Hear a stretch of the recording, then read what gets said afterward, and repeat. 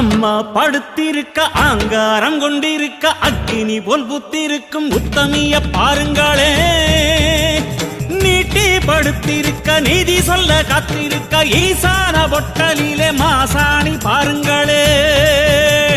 அம்மா படுத்திருக்க ஆங்காரம் கொண்டிருக்க அக்கினி போல் புத்திருக்கும் உத்தமிய பாருங்களே. நீட்டி படுத்திருக்க நீதி சொல்ல காத்திருக்க ஈசான பொட்டலிலே மாசாணி பாருங்களே. வம்பு வழக்கெல்லாம் துன்பம் கொடுக்கையில் மிளகா சாந்தரட்சி கேட்டாளே. நாம கலங்காம மாசாணி காத்தாளே.